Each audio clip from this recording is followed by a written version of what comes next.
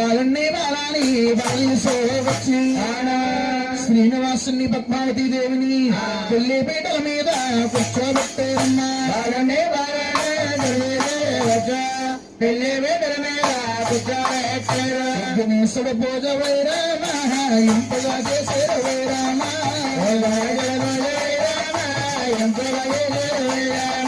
గౌరమ్మని పూజ వైరామ వారు వనముగా చేశారు వైరామ గౌరమ్మని పూజ వైరామ రామలే సేవ వైరామ బ్రహ్మములే సేవ వైరామ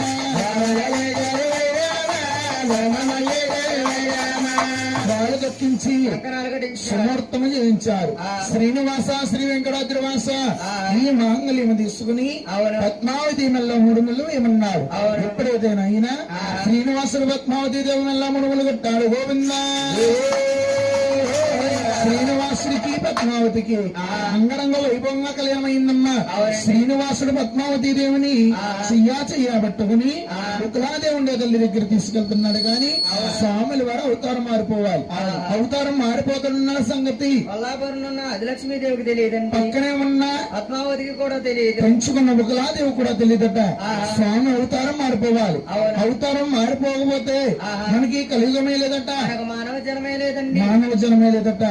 ఎప్పుడైతే నాయన ఈ యొక్క సంగతి ఎవరాలకించారు. బ్రహ్మ కళ్యాణుడు నారదుల మునానికి ఇచ్చారు. పరగోపరణ కొల్లాపుర దేశాన్ని వెళ్ళి లక్ష్మీదేవత అంటున్నాడు. అమ్మాయమ్మ లక్ష్మీదేవి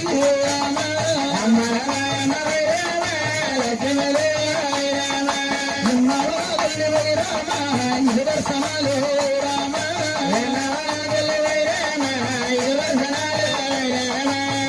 సింహావతారం మారిపోతున్నాడమ్మా. ఏ సమయం వెళ్ళి ఏదో ఘోరం అడగాలి, లేకపోతే నువ్వు ఇలాగే ఉండిపోవాలమ్మా. మాటలు ఆలకించి లక్ష్మీదేవి పరుగు పంట వచ్చి 8 ప్రాంతాలు పెట్టుకుని శోకం పెడుతుంది. అయ్యా నాదాలో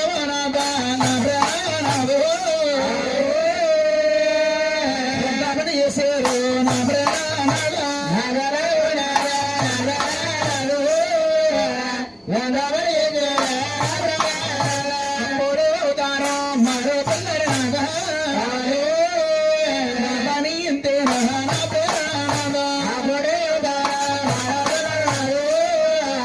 నా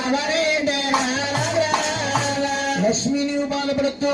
మీరు అవతారం విడిచిపెట్టి 7 గడియల్లో 7 కొనల స్వామి విడిచిపెడతాను. నీవు నా మేనమామ కూతురు 6000 వంగగా జన్మిస్తావు. నేను కళ్యాణం ఆడతాను. కళ్యాణం అంటే ఆడతాను గాని అచ్చట్లో ముచ్చట్లో తీర్చను.